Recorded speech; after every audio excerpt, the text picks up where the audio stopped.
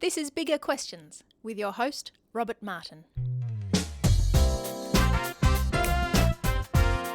Welcome to Bigger Questions, recorded live in the city of Melbourne. Today's show is a special and challenging one because we're recording it live outside in front of the State Library in the heart of Melbourne at a special event called Autumnfest. Autumnfest is a celebration of hope and music live on stage in the city of Melbourne. We've had many wonderful musical performances, but it's also an opportunity to explore some of the big questions asked by people on the streets walking past us here today. We're going to ask 3 big questions to 3 different guests. We're asking, is God real? Why doesn't God fix up all the suffering in the world? And hasn't science disproved God? They're all big questions, and we have some terrific guests who will each have about 7 or 8 minutes to confront one of these big questions.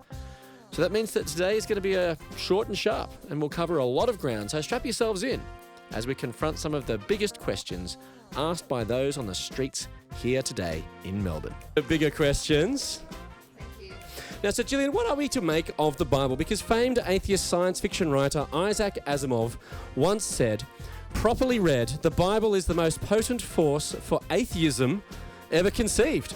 So how do you respond to Asimov? Is the Bible really that bad? Well, that's a provocative quote, isn't it? It is. I'm going to give a provocative answer. Thank you for having me. And that the Bible, improperly read, may be a potent force towards atheism, but if we read it properly, then it speaks very powerfully to us, even as 21st century readers today. So, if we approach the text of the Bible with our 20... Well, I agree with Matt Delahunty completely. If there is a God, it is the most important question that there is. There is no other question that has the same impact. And so we need to actually ask the question, is God real or is he just a philosophical construct? Because if he's a philosophical construct, we can just leave him out of our life. But if he is real, then we actually have to deal with a supreme authority, a higher power. If there is a higher power, then we can't just ignore that higher power. It would be like going to university and saying, I'm not going to do exams or assignments because they can't tell me what to do. Well, of course they can tell you what to do. They're in authority. And so we really need to answer the question, is there a higher power? And if there is, what do I do about it? Not on its own terms, we don't see that. Yeah. Maybe if I could respond by being a bit provocative again, because you were provocative to that provocative quote. Well, there are 2 answers to that question. One is, can we see everything there is to be seen? Clearly not. Clearly not.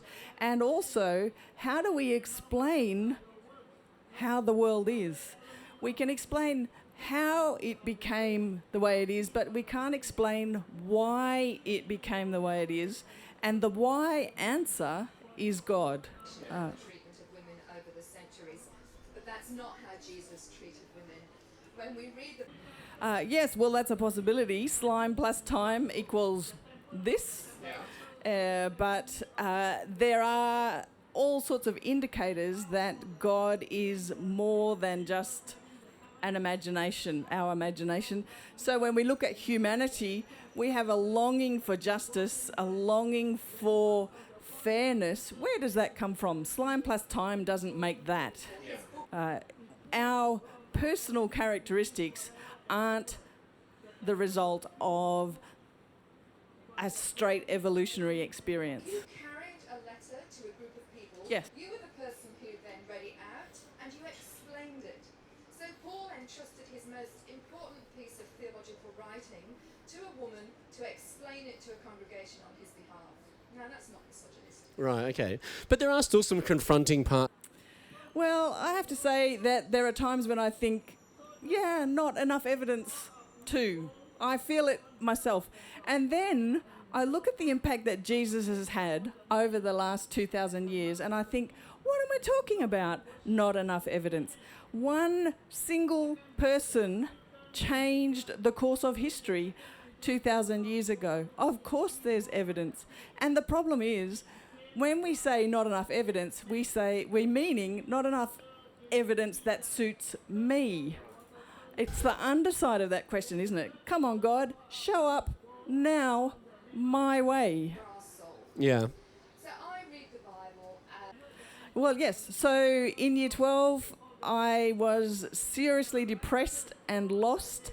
And for me, I became a Christian because the alternative was suicide. face what betrayals I might Sure. encounter. I'm divorced. I know a bit about betrayal and disappointment. Well, I had an experience that made me think, is there a God? If there is a God, it's this whole question of authority. If there is a God, I can't just ignore a God. What do I do with a God if a God really exists? So I pick up a Bible and I start to read from the beginning, the hard bits. Tails? And I read every footnote thinking sooner or later this is going to make sense, but it doesn't. But what I worked out in that reading was that God was God, I was not. And if I was not God, then God was not happy with me. Because I was not happy with me. I didn't reach my own standards. And eventually I worked out, as I'm still reading, that God has to fix the mess in my life, the mess I've made and the mess that is in my life, because I can't do it. I clearly can't do it. So then I'm stuck. What do I do? And I hear about Jesus one day, and I think this brainwave, this light goes off in my head, and I think, that's how God fixes the mess. I don't know exactly how it happens, and I discover later it's Jesus dying for me in my place, but that's how God fixes the mess in my life. He exchanges his life for my mess. It's the biggest question. And so I go home and I pray and I become a Christian. I pray, God, I've screwed up my life. You can have it if you want. And then I think Christians say amen. Question is so about... I go, amen. And God just filled me with joy, changed me completely. And I still suffer from depression. And the only thing that keeps me alive is knowing that God is real. Greek? That's what keeps me alive today. Her areas of interest include the transmission of the text of the New Testament. Well, I wouldn't have a life. I would be. There's no question that I would have taken my life at some point without God, without knowing that Jesus' death on my behalf fixes the mess in my life. To make of the Bible, because famed atheist science fiction writer Isaac Asimov once said, properly read, the Bible is the most potent force for atheism ever conceived. Yes, absolutely, God is real. God changed history, changed lives, and continues to change lives. Jesus proves it. The Bible, improperly read, may be a potent force towards atheism, but if we read it properly, then it speaks very powerfully to us, even as 21st century readers today.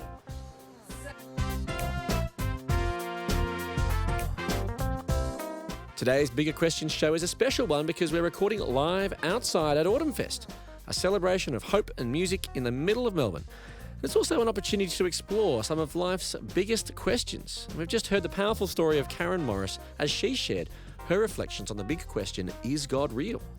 So today we're asking 3 of the biggest questions commonly asked by people walking past us on the streets right now. And the next big question is perhaps one of the toughest, if not the toughest question that people ask about the Christian faith, which is suffering. Why doesn't God fix up all the suffering in the world? We're asking this big question today to Sandy Citro. Sandy works as a pastor at CrossCulture, a church right in the heart of Melbourne, and is actually right across the road from where we are today. And he joins me now. Sandy, welcome to Bigger Questions. Thanks so much, Rob. That was a pretty big round of applause. Sandy, Great to be welcome here. to Bigger Questions. Now, this question is a massive challenge. It's a massive one. To belief for many people. In fact, recently on Twitter, someone asked, what was the biggest reason people stopped believing in God? And the problem of evil and suffering came up repeatedly.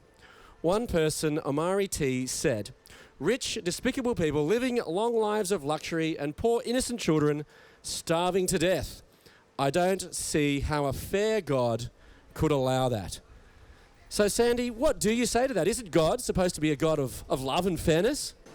I think, like you said, Rob, it is a massive question, and people from generation to generation have been asking these questions, and so I don't suppose that we can resolve this tension anytime soon. But I would just like to invite us just to consider a couple of things, at least. Firstly, that a lot of human sufferings are actually caused by human selfishness. Like what Omari said about the rich and the poor, that's more because of human selfishness. God gave us free will, but unfortunately, we use that to enrich ourselves. We use that to satisfy ourselves rather than being selfless and being generous. So therefore, we must not be so quick to blame God. Another thing for us to consider is that all of us know some people who are or who have suffered and who have grown as a result on the other end. Of course, we don't wish suffering for anyone, but chances are if we hadn't gone through sufferings ourselves, we wouldn't have grown as a person as we have.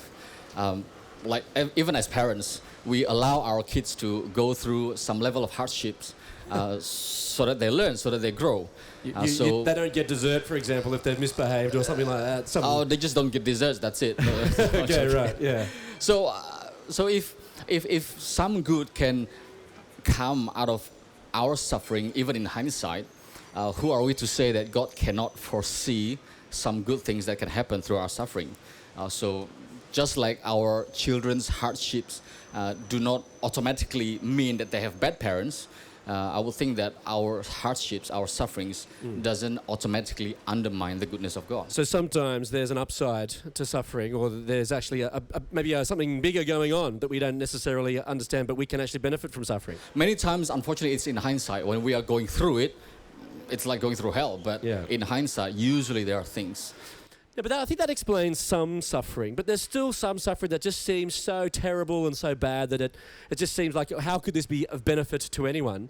In fact, atheist comedian Ricky Gervais once tweeted, he said, God doesn't prevent terrible things because A, he can't, B, he doesn't want to, C, he causes them, or D, he doesn't exist. Now, Gervais then cheekily says, please vote now. So what would you vote then, Sandy? I think I'm glad that in democratic country like Australia, we can choose abstention, right? But no. Yeah. But if I have to choose the lesser of the four evils, perhaps I would choose number 2. God doesn't want to. But let me explain. Let me clarify. We believe that God exists, and we believe that God can. But for a reason that only He knows, He decides, He chooses not to prevent some sufferings from happening. Again, looking at my example with my children, for example, when I taught them to swim, there were times that I let them go and I let them struggle through paddling, through floating, or even drinking a little bit of pool water if they had to.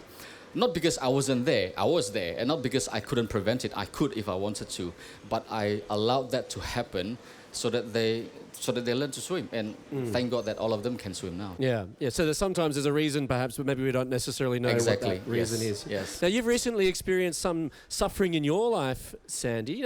Maybe how did you process that? After 4 years of battling stage 4 lung cancer, my dad passed away a little bit more than a month ago. And of course, for any one of us here who have lost our loved ones, we know how hard it can be. And I thank God for the support of my church community, and I experience God's love through them. And the reality is everyone has and will go through sufferings. Yes. And if there is no God, then our suffering is really meaningless. It was Bertrand Russell, a famous atheist, who said that everything in this life is meaningless. And he asked this question, and I quote, "Why even live in such a world? And why even die?" So for him, life and death there's no meaning to it. But we are glad that the God of the Bible is not a God who is distant, who's not a God who stands aloof from us, but rather if anything, he entered through our suffering. He became a human being, and because of that, we have a God who can empathize with our suffering, and we have a God who can give us the resource as we suffer. And because of that, our suffering can be meaningful as well.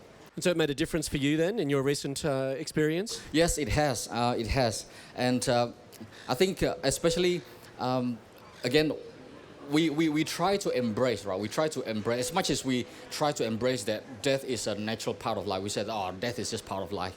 But if you have lost your loved ones, you know that death is just not supposed to be. You know that there's something wrong in this world. And the Bible is right that death is the last enemy to defeat. And what ultimately gave me comfort is that the fact that Jesus has defeated death. Yeah. He said that he's the resurrection and the life. Yeah. And he is the one who has risen from the dead. And he said that when we are in him, we will rise again with him. So there's hope in the midst of suffering. Oh, there is hope. Definitely. Yeah.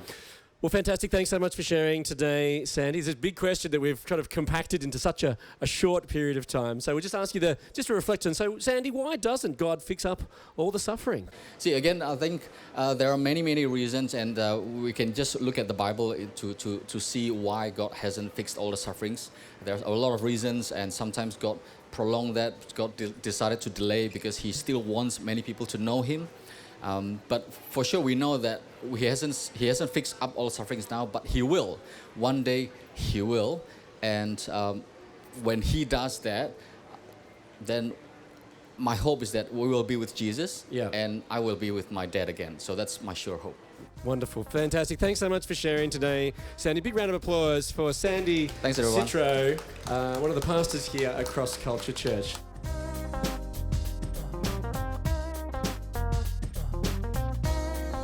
So there we have Sandy Citro's reflections on possibly the toughest question that people ask about the Christian faith, suffering. Why doesn't God fix up all the suffering of the world? Today we've been exploring some of life's biggest questions in a special show. We're recording live in front of the State Library right in the heart of the city of Melbourne at Autumnfest, a celebration of hope and music in the city. And it's been an opportunity also to explore some of life's biggest questions. Today we're asking 3 of life's big questions to 3 different guests, and the final big question we're confronting today is about science. Hasn't science disproved God? We're asking this big question to a scientist, Dr. Christina Smith. Christina loves science and the stars and has a PhD in Astrophysics from Swinburne University, and she joins me now. Christina, welcome to Bigger Questions. Oh, it's lovely to be here. Yeah, it's a lovely day here in front of the State Library. Now, Christina, it's pretty common to believe that science and the Bible are in conflict, and you even started your scientific studies not as a believer. So did you believe that science and Christianity were incompatible at that point? Yeah, I actually did. I had this vague and mostly unexamined idea that I couldn't be a Christian or believe in God and be a thorough sort of logical scientist. It just wouldn't be possible. Yeah, so that wasn't part of your experience at that particular point. So then what changed? Did you have to jettison your scientific rigour and methodology to embrace the Christian message? No, I didn't. I actually came to believe in Jesus and God through investigating that very unexamined belief that I had that they were incompatible. And I went through a series of steps and questions that I answered for myself on my walk to Jesus. So it was a very systematic coming to faith for me. And the first question almost scientific, perhaps. Maybe. Yeah. Unpack your story a bit more. Yeah, so the first question that I had was, well, did I want to believe in God? And I came to the conclusion that I did. I found it intellectually unsatisfying to believe in a universe that had no spiritual involvement at all. Yeah. So I did want to believe in God. And the next question... So just on that, do you think that's an important question that people need to want to believe in God, do you think? Or?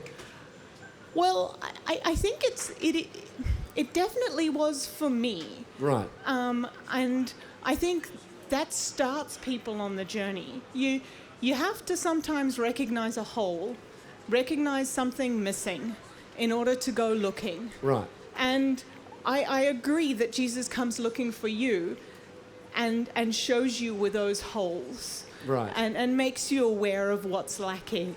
Right, yeah. But you do have to figure out that there's something lacking in order to go looking. Right. So I figured out that there was something lacking. Yeah. So what was the next part of your journey? Wanted to believe in God. And then the next question I had for myself was, could I be a logically consistent scientist, given my scientific training and knowledge, and believe in this God that Jesus points to? Was it possible? And I spent months kind of thinking about this and examining it, because I'd come to the conclusion I wanted to, but, was it reasonable to do so? after sort of a lot of talking and thinking and, examining things, I came to the understanding that the Bible, and the God that Jesus points to is not a God who explains how all the little details happen. The God of the rain. He isn't that kind of God. Yeah. He's a God that explains why this universe exists.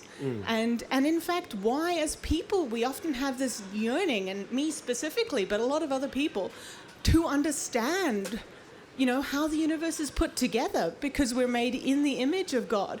We have this hunger to understand what he created, and that would be normal if we're created by him. So it's in fact logically consistent to believe in a God once you've looked at how absolutely beautiful this universe is.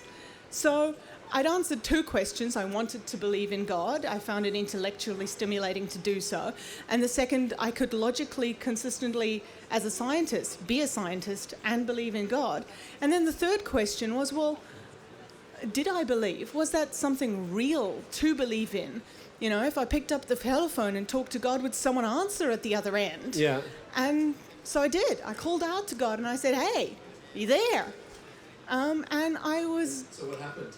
Yeah, I was given this most amazing understanding. I lived in South Africa at the time, and I was on a sort of a work internship in Sydney. So I was walking along one of those beautiful Sydney rivers, and God gave me this picture and this knowledge that God had been there every step of the way, guiding me, protecting me, that he had been very much part of my journey to become a scientist long before I was ready to accept Jesus and follow Jesus.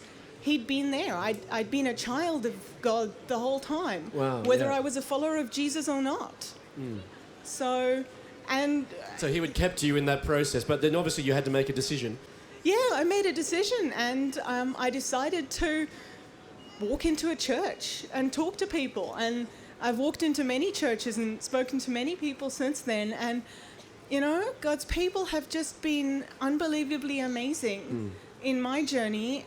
And then I've come to the place where I can be one of God's people to help other people along their journey, and that's a privilege too. Wow, wonderful. So did becoming a Christian then enhance or detract from your understanding of science? Oh, yeah, well, I've already alluded to the fact that, becoming a Christian, believing in God, gave me a context and a reason to enjoy studying science and studying the universe like I did, when I was studying astrophysics full time. It gave me an understanding of why I wanted to do that. And it gave me a context for doing that more fully. And actually sort of a greater appreciation for just how fantastic God is. In the scales that we're just not equipped to think about. So they kind of fed each other, my science and my faith, and still do. That's great. It's great to hear, Christina. So thanks so much for sharing. So just today's big question for you then, Christina. So hasn't science disproved God? Nah. Thanks so much for sharing. Thank you so much for sharing. Dr. Christina Smith has shared some of her testimony and her reflections. So big round of applause for Christina. Thank you very much for sharing. So there we have it. 3 big questions and 3 different responses. It's interesting how much the person of Jesus features in the answers and reflections of each of our guests. Indeed, when asking life's biggest questions, many people find answers in the person of Jesus. American author and pastor Tim Keller was once asked, "Why can't you give me a watertight argument for the existence of God?" Keller responded by saying, "Well, what if God didn't send us a watertight argument, but a watertight person, Jesus Christ, against whom in the end there can be no argument?" Jesus comes to be the answer to our big questions. And this idea is captured in a Bible verse in the opening chapter of the Gospel of John, one of the 4 biographies of Jesus' life we have. In John 1:14 it says, "The Word became flesh and made his dwelling among us. We have seen his glory, the glory of the one and only Son who came from the Father, full of grace and truth." Now, in ancient thought, the word referred to the logical principle from which the universe came, and it was the force by which the universe was upheld and animated. It was a powerful and comprehensive idea, but the word was invisible and almost philosophical. But to many, it was still a very real way of explaining the origin and sustenance of the universe. And yet here, extraordinarily, John uses this word and concept to describe Jesus. John is claiming that this logical and creative force was indeed Jesus. And then he makes the even more extraordinary claim that this word became a human. The word became flesh and made his dwelling among us. Now, in ancient thought, the word never became flesh and the gods never dwelt among people. But this is one of the unique elements of the Christian faith, that God in Jesus came to reveal God, to speak for God, to act as God's revelation to the world, his word to the world. So if we want to know if God is real, well, we can look to Jesus. Not just a logical principle behind the universe, but a human who reveals the truth of God to us. And this passage says that John has seen the glory of God. The glory, the ultimate magnificence and greatest achievement of God is not just his authority and power displayed in human form. According to the Gospel of John, Jesus' glory is revealed, ironically, through his suffering, his death and subsequent resurrection. So it's interesting that Jesus' suffering is connected to his glory. And this shows that, as Sandy was saying, that maybe it's just too simple to say that the presence of suffering in our world is a reason to reject the reality of God. Jesus himself suffered, and this demonstrates that suffering is not inconsistent with the God of the Bible, because it's through Jesus' suffering that, as Karen shared earlier, that God can fix the mess in our lives, and that is a glorious thing. As all of our guests have shown, Jesus can make a difference today. He's made an enormous difference in their lives, especially Karen, who said that if it wasn't for Jesus, she wouldn't be alive today. Perhaps this outcome is consistent when following someone who comes full of grace and truth. So thanks for joining us for our special 3-in-1 of Bigger Questions show, and let me leave you with some of the Bible's answer to these big questions. The Word became flesh and made his dwelling among us. We have seen his glory, the glory of the one and only Son, who came from the Father, full of grace and truth. I look forward to you joining us next time for Bigger Questions. Thanks very much to our guests today, Karen Morris, Sandy Citro, and Dr. Christina Smith.